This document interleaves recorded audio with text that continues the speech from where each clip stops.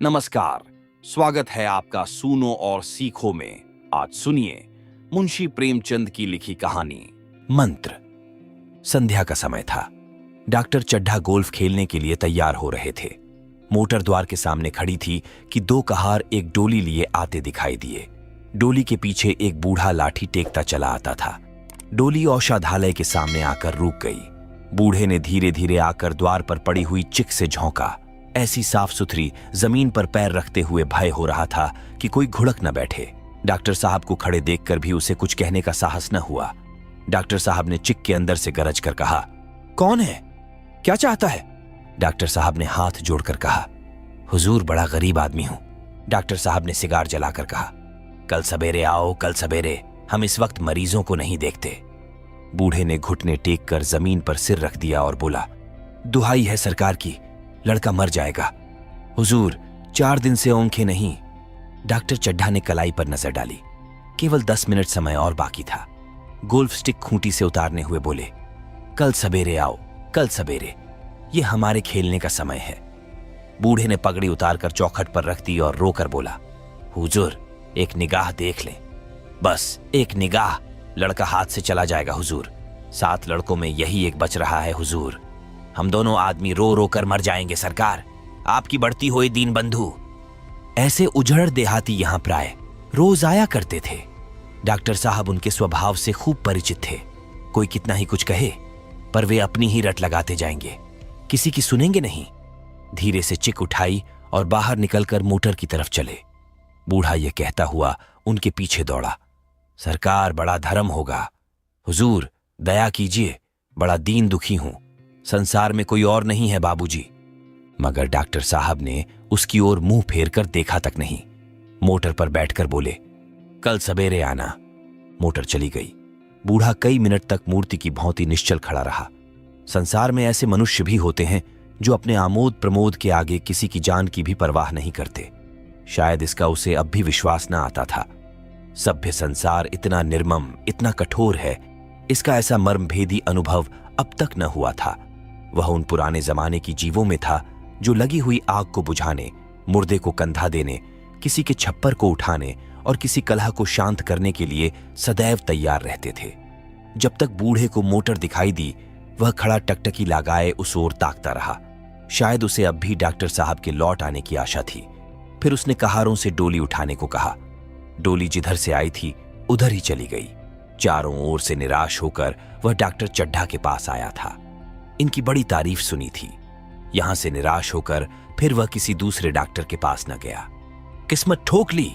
उसी रात उसका हंसता खेलता 7 साल का बालक अपनी बाल लीला समाप्त करके इस संसार से सिद्धार गया। बूढ़े माँ बाप के जीवन का यही एक आधार था। इसी का मुंह देख कर जीते थे। इस दीपक के बुझते ही जीवन की अंधेरी रात भौएं भौएं करने लगी। बुढ़ापे की विशाल ममता टूटे हुए हृदय से निकलकर अंधकार आर्त स्वर से रोने लगी। कई साल गुजर गए। डॉक्टर चड्ढा ने खूब यश और धन कमाया, लेकिन इसके साथ ही अपने स्वास्थ्य की रक्षा भी की, जो एक साधारण बात थी। यह उनके नियमित जीवन का आशीर्वाद था कि 50 वर्ष की अवस्था में उनकी चुस्ती और फुर्ती युवकों को भी लज्जित करती थी। उनके हर एक काम का समय नियत था। इस नियम से वह जौ भर भी न टलते थे। बहुधा लोग स्वास्थ्य के नियमों का पालन उस समय करते हैं जब रोगी हो जाते हैं। डॉक्टर चड्ढा उपचार और संयम का रहस्य खूब समझते थे। उनकी संतान संध्या भी इसी नियम के अधीन थी। उनके केवल 2 बच्चे हुए, एक लड़का और एक लड़की। तीसरी संतान न हुई, इसीलिए श्रीमती चड्ढा भी अभी जवान मालूम होती थी। लड़की का तो विवाह हो चुका था। लड़का कॉलेज में पढ़ता था। वही माता पिता के जीवन का आधार था। शील और विनय का पुतला, बड़ा ही रसिक, बड़ा ही उदार, विद्यालय का गौरव, युवक समाज की शोभा। मुखमंडल से तेज की छटा सी निकलती थी। आज उसकी 20वीं सालगिरह थी। संध्या का समय था। हरी हरी घास पर कुर्सियां बिछी हुई थी। शहर के रईस और हुक्काम एक तरफ, कॉलेज के छात्र दूसरी तरफ बैठे भोजन कर रहे थे। बिजली के प्रकाश से सारा मैदान जगमगा रहा था। आमोद प्रमोद का सामान भी जमा था। छोटा सा प्रहसन खेलने की तैयारी थी। प्रहसन स्वयं कैलाशनाथ ने लिखा था। वही मुख्य एक्टर भी था। इस समय वह एक रेशमी कमीज पहने, नंगे सिर, नंगे पांव, इधर से उधर मित्रों की आव भगत में लगा हुआ था। कोई पुकारता, कैलाश जरा इधर आना, कोई उधर से बुलाता। कैलाश, क्या उधर ही रहोगे? सभी उसे छोड़ते थे, चुहलें करते थे। बेचारे को जरा दम मारने का अवकाश न मिलता था।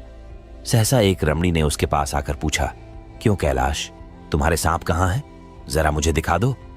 कैलाश ने उससे हाथ मिलाकर कहा, मृणालिनी, इस वक्त क्षमा करो, कल दिखा दूंगा। मृणालिनी ने आग्रह किया, जी नहीं, तुम्हें दिखाना पड़ेगा, मैं आज नहीं मानने की, तुम रोज कल करते हो। मृणालिनी और कैलाश दोनों सहपाठी थे और एक दूसरे के प्रेम में पगे हुए। कैलाश को सांपों के पालने, खेलाने और नचाने का शौक था। तरह तरह के सांप पाल रखे थे। उनके स्वभाव और चरित्र की परीक्षा करता रहता था। थोड़े दिन हुए उसने विद्यालय में सांपों पर एक मार्के का व्याख्यान दिया था। सांपों को नचाकर दिखाया भी था। प्राणिशास्त्र के बड़े बड़े पंडित भी यह व्याख्यान सुनकर दंग रह गए थे। ये विद्या उसने एक बड़े संपेरे से सीखी थी। सांपों की जड़ी बूटियां जमा करने का उसे मर्ज था। इतना पता भर मिल जाए कि किसी व्यक्ति के पास कोई अच्छी जड़ी है, फिर उसे चैन न आता था, उसे लेकर ही छोड़ता था। यही व्यसन था। इस पर हजारों रुपये फूंक चुका था। मृणालिनी कई बार आ चुकी थी, पर कभी सांपों को देखने के लिए इतनी उत्सुक न हुई थी। कह नहीं सकते, आज उसकी उत्सुकता सचमुच जाग गई थी, या वह कैलाश पर अपने अधिकार का प्रदर्शन करना चाहती थी। पर उसका आग्रह बेमौका था। उस कोठरी में कितनी भीड़ लग जाएगी, भीड़ को देखकर सांप कितने चौंकेंगे, और रात के समय उन्हें छेड़ा जाना कितना बुरा लगेगा। इन बातों का उसे जरा भी ध्यान न आया। कैलाश ने कहा, नहीं, कल जरूर दिखा दूंगा। इस वक्त अच्छी तरह दिखा भी तो न सकूंगा, कमरे में तिल रखने को भी जगह न मिलेगी। एक महाशय ने छेड़ कर कहा, दिखा क्यों नहीं देते? जरा सी बात के लिए इतना टाल मटोल कर रहे हो? मिस गोविंद, हरगिज न मानना, देखें कैसे नहीं दिखाते। दूसरे महाशय ने और रद्दा चढ़ाया, मिस गोविंद इतनी सीधी और भोली हैं, तभी आप इतना मिजाज करते हैं। दूसरे सुंदरी होती तो इसी बात पर बिगड़ खड़ी होती। तीसरे साहब ने मजाक उड़ाया, अजी बोलना छोड़ देती, भला कोई बात है। इस पर आपका दावा है कि मृणालिनी के लिए जान हाजिर है। मृणालिनी ने देखा कि ये शौहदे उसे रंग पर चढ़ा रहे हैं, तो बोली, आप लोग मेरी वकालत न करें, मैं खुद अपनी वकालत कर लूंगी। मैं इस वक्त सांपों का तमाशा नहीं देखना चाहती। चलो, छुट्टी हुई। इस पर मित्रों ने ठट्टा लगाया। एक साहब बोले, देखना तो आप सब कुछ चाहें, पर दिखाए भी तो। कैलाश को मृणालिनी की झेंपी हुई सूरत को देखकर मालूम हुआ कि इस वक्त उनका इनकार वास्तव में उसे बुरा लगा है। जो ही प्रीति भोज समाप्त हुआ और गाना शुरू हुआ, उसने मृणालिनी और अन्य मित्रों को सांपों के दरबे के सामने ले जाकर महुअर बजाना शुरू किया। फिर एक एक खाना खोलकर एक एक सांप को निकालने लगा। वाह, क्या कमाल था! ऐसा जान पड़ता था कि वे कीड़े उसकी एक एक बात, उसके मन का एक एक भाव समझते हैं। किसी को उठा लिया, किसी को गर्दन में डाल लिया, किसी को हाथ में लपेट लिया। मृणालिनी बार बार मना करती कि इन्हें गर्दन में न डालो, दूर ही से दिखा दो, बस जरा नचा दो। कैलाश की गर्दन में सांपों को लिपटते देखकर उसकी जान निकली जाती थी। पछता रही थी कि मैंने व्यर्थ ही इनसे सांप दिखाने को कहा, मगर कैलाश एक न सुनता था। प्रेमिका के सम्मुख अपने सर्पकला प्रदर्शन का ऐसा अवसर पाकर वह कब चूकता। एक मित्र ने टीका की, दौंत तोड़ डाले होंगे। कैलाश हंसकर बोला, दौंत तोड़ डालना मदारियों का काम है, किसी के दौंत नहीं तोड़ गए, कहिए तो दिखा दूं। कहकर उसने एक काले सांप को पकड़ लिया और बोला, मेरे पास इससे बड़ा और जहरीला सांप दूसरा नहीं है। अगर किसी को काट ले तो आदमी आनन फानन में मर जाए, लहर भी ना आए। इसके कांटे पर मंत्र नहीं, इसके दौंत दिखा दूं। मृणालिनी ने उसका हाथ पकड़कर कहा, नहीं नहीं कैलाश, ईश्वर के लिए इसे छोड़ दो, तुम्हारे पैरों पड़ती हूं। इस पर एक दूसरे मित्र बोले, मुझे तो विश्वास नहीं आता, लेकिन तुम कहते हो तो मान लूंगा। कैलाश ने सांप की गर्दन पकड़कर कहा, नहीं साहब, आप उन आंखों से देखकर मानिए। दौंत तोड़कर वश में किया तो क्या, सांप बड़ा समझदार होता है। अगर उसे विश्वास हो जाए कि इस आदमी से मुझे कोई हानि न पहुंचेगी तो वह उसे हरगिज न काटेगा। मृणालिनी ने जब देखा कि कैलाश पर इस वक्त भूत सवार है तो उसने यह तमाशा न करने के विचार से कहा, अच्छा भाई, अब यहां से चलो। देखा, गाना शुरू हो गया है, आज मैं भी कोई चीज सुनाऊंगी। यह कहते हुए उसने कैलाश का कंधा पकड़कर चलने का इशारा किया और कमरे से निकल गई। मगर कैलाश विरोधियों का शंका समाधान करके ही दम लेना चाहता था। उसने सांप की गर्दन पकड़कर जोर से दबाई, इतनी जोर से बाई कि उसका मुंह लाल हो गया, देह की सारी नसें तन गईं। सांप ने अब तक उसके हाथों ऐसा व्यवहार न देखा था। उसकी समझ में ना आता था कि यह मुझसे क्या चाहते हैं। उसे शायद भ्रम हुआ कि मुझे मार डालना चाहते हैं, अतएव वह आत्मरक्षा के लिए तैयार हो गया। कैलाश ने उसकी गर्दन खूब दबाकर मुंह खोल दिया और उसके जहरीले दांत दिखाते हुए बोला, जिन सज्जनों को शक हो आकर देख लें। आया विश्वास या अब भी कुछ शक है? मित्रों ने आकर उसके दांत देखे और चकित हो गए। प्रत्यक्ष प्रमाण के सामने संदेह को स्थान कहां? मित्रों का शंका निवारण करके कैलाश ने सांप की गर्दन ढीली कर दी और उसे जमीन पर रखना चाहा, पर वह काला गेहूंवन क्रोध से पागल हो रहा था। गर्दन नरम पड़ते ही उसने सिर उठाकर कैलाश की उंगली में जोर से काटा और वहां से भागा। कैलाश की उंगली से टप टप खून टपकने लगा। उसने जोर से उंगली दबा ली और अपने कमरे की तरफ दौड़ा। वहां मेज की दराज में एक झड़ी रखी हुई थी, जिसे पीस कर लगा देने से गतक विष भी रफू हो जाता था। मित्रों में हलचल पड़ गई। बाहर महफिल में भी खबर हुई। डॉक्टर साहब घबरा कर दौड़े। फौरन उंगली की जड़ कसकर बौंधी गई और जड़ी पीसने के लिए दी गई। डॉक्टर साहब जड़ी के कायल न थे। वह उंगली का डसा भाग नश्तर से काट देना चाहते, मगर कैलाश को जड़ी पर पूर्ण विश्वास था। मृणालिनी पियानो पर बैठी हुई थी। यह खबर सुनते ही दौड़ी और कैलाश की उंगली से टपकते हुए खून को रूमाल से पोंछने लगी। जड़ी पीसी जाने लगी, पर उसी 1 मिनट में कैलाश की आंखें झपकने लगीं, ओठों पर पीलापन दौड़ने लगा, यहां तक कि वह खड़ा न रह सका। फर्श पर बैठ गया। सारे मेहमान कमरे में जमा हो गए। कोई कुछ कहता था, कोई कुछ। इतने में जड़ी पीस कर आ गई। मृणालिनी ने उंगली पर लेप किया। 1 मिनट और बीता। कैलाश की उन आंखें बंद हो गईं। वह लेट गया और हाथ से पंखा झलने का इशारा किया। मौ ने दौड़कर उसका सिर गोद में रख लिया और बिजली का टेबल फैन लगा दिया। डॉक्टर साहब ने झुककर पूछा, कैलाश, कैसी तबीयत है? कैलाश ने धीरे से हाथ उठा लिए, पर कुछ बोल न सका। मृणालिनी ने करुण स्वर में कहा, क्या जड़ी कुछ असर न करेंगी? डॉक्टर साहब ने सिर पकड़कर कहा, क्या बतलाऊं, मैं इसकी बातों में आ गया। अब तो नश्तर से भी कुछ फायदा न होगा। आध घंटे तक यही हाल रहा। कैलाश की दशा प्रतिक्षण बिगड़ती जाती थी, यहां तक कि उसकी ओनोखें पथरा गई, हाथ पांव ठंडे पड़ गए, मुख की कांति मलिन पड़ गई, नाड़ी का कहीं पता नहीं। मौत के सारे लक्षण दिखाई देने लगे। घर में कोहराम मच गया। मृणालिनी एक ओर सिर पीटने लगी, मौ अलग पछाड़े खाने लगी। डॉक्टर चड्ढा को मित्रों ने पकड़ लिया, नहीं तो वह नश्तर अपनी गर्दन पर मार लेते। एक महाशय बोले, कोई मंत्र झाड़ने वाला मिले तो संभव है अब भी जान बच जाए। एक मुसलमान सज्जन ने इसका समर्थन किया, अरे साहब, कब्र में पड़ी हुई लाशें जिंदा हो गई हैं, ऐसे ऐसे बाकमाल पड़े हुए हैं। डॉक्टर चड्ढा बोले, मेरी अक्ल पर पत्थर पड़ गया था कि इसकी बातों में आ गया। नश्तर लगा देता तो ये नौबत ही क्यों आती। बार बार समझाता रहा कि बेटा सांप न पालो, मगर कौन सुनता था। बुलाइए, किसी झाड़ फूंक करने वाले ही को बुलाइए। मेरा सब कुछ ले ले, मैं अपनी सारी जायदाद उसके पैरों पर रख दूंगा। लंगोटी बांध कर घर से निकल जाऊंगा, मगर मेरा कैलाश, मेरा प्यारा कैलाश उठ बैठे। ईश्वर के लिए किसी को बुलवाइए। एक महाशय का किसी झाड़ने वाले से परिचय था। वह दौड़कर उसे बुला लाए, मगर कैलाश की सूरत देखकर उसे मंत्र चलाने की हिम्मत न पड़ी। बोला, अब क्या हो सकता है सरकार, जो कुछ होना था हो चुका। अरे मूर्ख, ये क्यों नहीं कहता कि जो कुछ न होना था वह कहां हुआ? माँ बाप ने बेटे का सेहरा कहां देखा? मृणालिनी का कामना तरु क्या पल्लव और पुष्प से रंजित हो उठा। मन के वह स्वर्ण स्वप्न जिनसे जीवन आनंद का स्रोत बना हुआ था, क्या पूरे हो गए? जीवन के नृत्यमय तारिका मंडित सागर में आमोद की बहार लूटते हुए क्या उनकी नौका जलमग्न नहीं हो गई? जो न होना था वह हो गया। वही हरा भरा मैदान था, वही सुनहरी चौंदनी एक निशब्द संगीत की भौंती प्रकृति पर छाई हुई थी।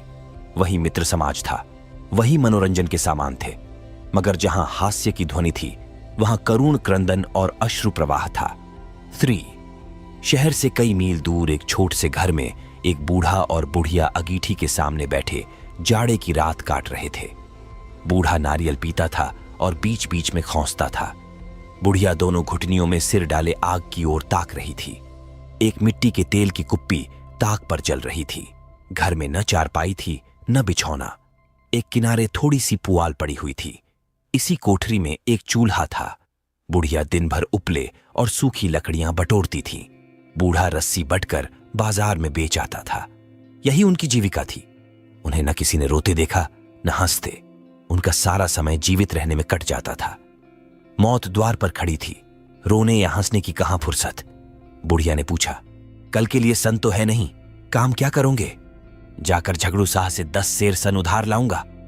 उसके पहले के पैसे तो दिए ही नहीं और उधार कैसे देगा? न देगा न सही, घास तो कहीं नहीं गई। दोपहर तक क्या 2 आने की भी न काटूंगा। इतने में एक आदमी ने द्वार पर आवाज दी, भगत भगत, क्या सो गए? जरा किवाड़ खोलो। भगत ने उठकर किवाड़ खोल दिए। एक आदमी ने अंदर आकर कहा, कुछ सुना? डॉक्टर चड्ढा बाबू के लड़के को सांप ने काट लिया।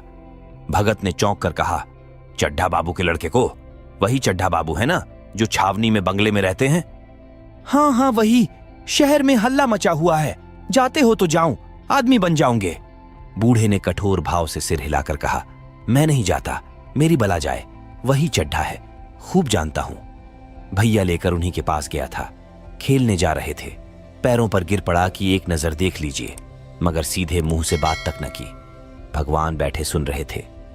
अब जान पड़ेगा कि बेटे का गम कैसा होता है। कई लड़के हैं? नहीं जी, यही तो एक लड़का था। सुना है? सबने जवाब दे दिया है। भगवान बड़ा कारसाज है। उस बखत मेरी ओनंखें से ओनंसू निकल पड़े थे, पर उन्हें तनिक भी दया ना आई थी। मैं तो उनके द्वार पर होता तो भी बात न पूछता। तो ना जाओगे? हमने जो सुना था सो कह दिया। अच्छा किया, अच्छा किया। कलेजा ठंडा हो गया, ओनंखें ठंडी हो गईं, लड़का भी ठंडा हो गया होगा। तुम जाओ, आज चैन की नींद सोऊंगा। बुढ़िया से, जरा तंबाकू ले ले, एक चिलम और पीऊंगा। अब मालूम होगा लाला को, सारी साहबी निकल जाएगी। हमारा क्या बिगड़ा? लड़के के मर जाने से कुछ राज तो नहीं चला गया? जहां 6 बच्चे गए थे वहां एक और चला गया। तुम्हारा तो राज सुना हो जाएगा। उसी के वास्ते सबका गला दबा दबा कर जोड़ा था ना। अब क्या करोगे? एक बार देखने जाऊंगा, पर कुछ दिन बाद मिजाज का हाल पूछूंगा। आदमी चला गया। भगत ने किवाड़ बंद कर लिए। तब चिलम पर तंबाकू रखकर पीने लगा। बुढ़िया ने कहा, इतनी रात गए जाड़े पाले में कौन जाएगा? अरे दोपहर ही होता तो मैं न जाता। सवारी दरवाजे पर लेने आती तो भी न जाता। भूल नहीं गया हूं। पन्ना की सूरत ओन अंखों में फिर रही है। इस निर्दयी ने उसे एक नजर देखा तक नहीं। क्या मैं न जानता था कि वह न बचेगा? खूब जानता था। चड्ढा भगवान नहीं थे कि उनके एक निगाह देख लेने से अमृत बरस जाता। नहीं, खाली मन की दौड़ थी। अब किसी दिन जाऊंगा और कहूंगा, क्यों साहब, कहिए क्या रंग है? दुनिया बुरा कहेगी, कहे, कोई परवाह नहीं। छोटे आदमियों में तो सब ऐब हैं, बड़ों में कोई ऐब नहीं होता, देवता होते हैं। भगत के लिए यह जीवन में पहला अवसर था कि ऐसा समाचार पाकर वह बैठा रह गया हो। 80 वर्ष के जीवन में ऐसा कभी न हुआ था कि सांप की खबर पाकर वह दौड़ न गया हो। माघ पूस की अंधेरी रात, चैत बैसाख की धूप और लू, सावन भादों की छड़ी हुई नदी और नाले, किसी की उसने कभी परवाह न की। वह तुरंत घर से निकल पड़ता था, निस्वार्थ, निष्काम। लेन देन का विचार कभी दिल में आया नहीं। यह सकाम ही न था। जान का मूल्य कौन दे सकता है? यह एक पुण्य कार्य था। सैकड़ों निराशों को उसके मंत्रों ने जीवन दान दे दिया था, पर आप वह घर से कदम नहीं निकाल सका। यह खबर सुनकर सोने जा रहा है। बुढ़िया ने कहा, तमाकू अंगीठी के पास रखी हुई है, उसके भी आज 2.5 पैसे हो गए। देती ही न थी। बुढ़िया यह कहकर लेटी। बूढ़े ने कुप्पी बुझाई, कुछ देर खड़ा रहा, फिर बैठ गया, अंत को लेट गया। पर यह खबर उसके हृदय पर बोझे की भौंती रखी हुई थी। उसे मालूम हो रहा था उसकी कोई चीज खो गई है, जैसे सारे कपड़े गीले हो गए हैं या पैरों में कीचड़ लगा हुआ है, जैसे कोई उसके मन में बैठा हुआ उसे घर से निकालने के लिए कुरेद रहा है। बुढ़िया जरा देर में खर्राटे लेने लगी। बूढ़े बातें करते करते सोते हैं और जरा सा खटा होते ही जागते हैं। तब भगत उठा, अपनी लकड़ी उठा ली और धीरे से किवाड़ खोले। बुढ़िया ने पूछा, कहाँ जाते हो? कहीं नहीं, देखता था कि कितनी रात है। अभी बहुत रात है, सो जाओ। नींद नहीं आती। नींद काहे आवेगी? मन तो चड्ढा के घर पर लगा हुआ है। चड्ढा ने मेरे साथ कौन सी नेकी कर दी है जो वहां जाऊं? वह आकर पैरों पड़े तो भी ना जाऊं। उठे तो तुम इसी इरादे से ही। नहीं री, ऐसा पागल नहीं हूं कि जो मुझे कांटे बोए उसके लिए फूल बोता फिरूं। बुढ़िया फिर सो गई।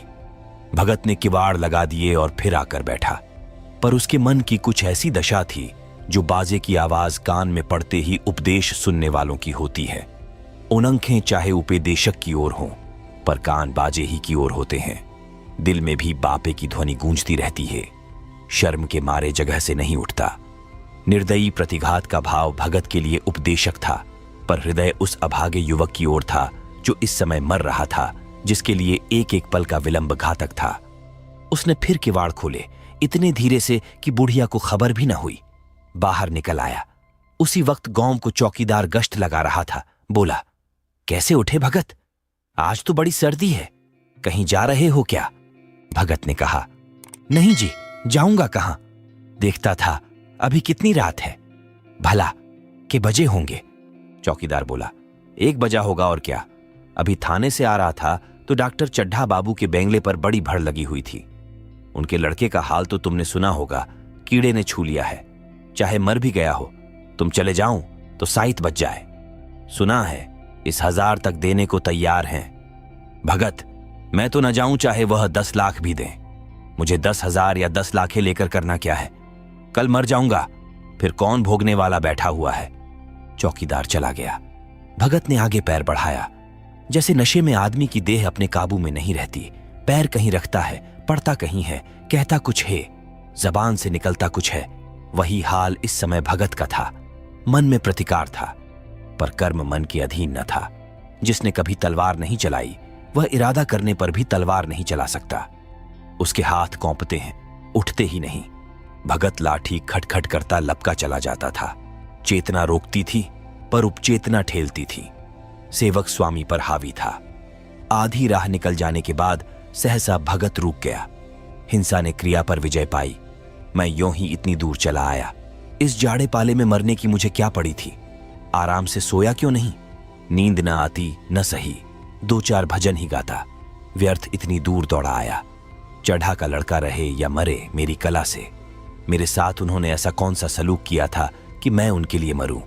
दुनिया में हजारों मरते हैं, हजारों जीते हैं। मुझे किसी के मरने जीने से मतलब। मगर उपचेतन ने अब एक दूसरा रूप धारण किया जो हिंसा से बहुत कुछ मिलता जुलता था।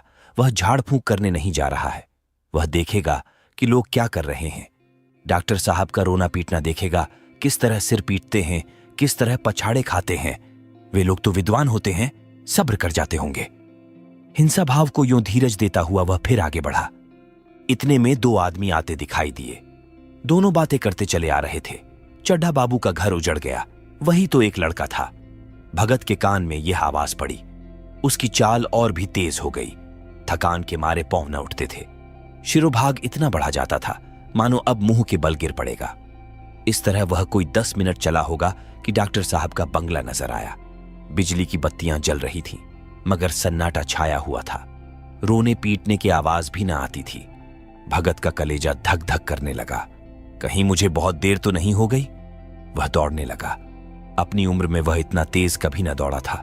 बस यही मालूम होता था, मानो उसके पीछे मौत दौड़ी आ रही है। 2 बज गए थे। मेहमान विदा हो गए। रोने वालों में केवल आकाश के तारे रह गए थे और सभी रो रो कर थक गए थे। बड़ी उत्सुकता के साथ लोग रह रहे आकाश की ओर देखते थे कि किसी तरह सुही हो और लाश गंगा की गोद में दी जाए। सहसा भगत ने द्वार पर पहुंचकर आवाज दी। डॉक्टर साहब समझे कोई मरीज आया होगा। किसी और दिन उन्होंने उस आदमी को दुत्कार दिया होता, मगर आज बाहर निकल आए। देखा एक बूढ़ा आदमी खड़ा है, कमर झुकी हुई, पोपला मुंह, भौहें तक सफेद हो गई थी। लकड़ी के सहारे कौंप रहा था। बड़ी नम्रता से बोले, क्या है भाई? आज तो हमारे ऊपर ऐसी मुसीबत पड़ गई है कि कुछ कहते नहीं बनता। फिर कभी आना। इधर 1 महीना तक तो शायद मैं किसी भी मरीज को न देख सकूंगा। भगत ने कहा, सुन चुका हूं बाबूजी, इसीलिए आया हूं। भैया कहाँ हैं? जरा मुझे दिखा दीजिए। भगवान बड़ा कारसाज है, मुर्दे को भी जिला सकता है। कौन जाने अब भी उसे दया आ जाए। चड्ढा ने व्यथित स्वर से कहा, चलो देख लो। मगर 3-4 घंटे हो गए। जो कुछ होना था हो चुका। बहुतेर झाड़ने फकने वाले देख देख कर चले गए। डॉक्टर साहब को आशा तो क्या होती। हां, बूढ़े पर दया आ गई। अंदर ले गए। भगत ने लाश को 1 मिनट तक देखा, तब मुस्कुरा कर बोला, अभी कुछ नहीं बिगड़ा है बाबूजी। ये नारायण चाहेंगे तो आध घंटे में भैया उठ बैठेंगे। आप नाहक दिल छोटा कर रहे हैं। जरा कहारों से कहिए पानी तो भरे। कहारों ने पानी भर भर कर कैलाश को नहलाना शुरू किया। पाइप बंद हो गया था। कहारों की संख्या अधिक न थी, इसलिए मेहमानों ने अहाते के बाहर के कुएं से पानी भर भर कर कहानों को दिया। मृणालिनी कलासा लिए पानी ला रही थी। बूढ़ा भगत खड़ा मुस्कुरा मुस्कुरा कर मंत्र पढ़ रहा था, मानो विजय उसके सामने खड़ी है। जब एक बार मंत्र समाप्त हो जाता, वह एक जड़ी कैलाश के सिर पर डाले गए और न जाने कितनी बार भगत ने मंत्र फूंका। आखिर जब उषा ने अपनी लाल लाल ओनंखें खोली तो कैलाश की भी लाल लाल ओनंखें खुल गई। एक क्षण में उसने अंगड़ाई ली और पानी पीने को मांगा। डॉक्टर चड्ढा ने दौड़कर नारायणी को गले लगा लिया। नारायणी दौड़कर भगत के पैरों पर गिर पड़ी और मृणालिनी कैलाश के सामने आंखों में आंसू भरे पूछने लगी, अब कैसी तबीयत है? एक क्षण में चारों तरफ खबर फैल गई। मित्रगण मुबारकबाद देने आने लगे। डॉक्टर साहब बड़े श्रद्धा भाव से हर एक के सामने भगत का यश गाते फिरते थे। सभी लोग भगत के दर्शनों के लिए उत्सुक हो उठे, मगर अंदर जाकर देखा तो भगत का कहीं पता न था। नौकरों ने कहा, अभी तो यहीं बैठे चिलम पी रहे थे। हम लोग तमाकू देने लगे तो नहीं ली, अपने पास से तमाकू निकाल कर भरी। यहां तो भगत की चारों ओर तलाश होने लगी और भगत लपका हुआ घर चला जा रहा था कि बुढ़िया के उठने से पहले पहुंच जाऊं। जब मेहमान लोग चले गए तो डॉक्टर साहब ने नारायणी से कहा, बुढ़ा न जाने कहां चला गया। एक चिलम तमाकू का भी रवादार न हुआ। नारायणी, मैंने तो सोचा था इसे कोई बड़ी रकम दूंगी। चड्ढा, रात को तो मैंने नहीं पहचाना, पर जरा साफ हो जाने पर पहचान गया। एक बार ये एक मरीज को लेकर आया था। मुझे अब याद आता है कि मैं खेलने जा रहा था और मरीज को देखने से इनकार कर दिया था। आप उस दिन की बात याद करके मुझे जितनी ग्लानि हो रही है उसे प्रकट नहीं कर सकता। मैं उसे अब खोज निकालूंगा और उसके पैरों पर गिरकर अपना अपराध क्षमा कराऊंगा। वह कुछ लेगा नहीं, ये जानता हूं। उसका जन्म यश की वर्षा करने ही के लिए हुआ है। उसकी सज्जनता ने मुझे ऐसा आदर्श दिखा दिया है जो अब से जीवन पर्यंत मेरे सामने रहेगा। आप सुन रहे थे मुंशी प्रेमचंद की लिखी कहानी मंत्र।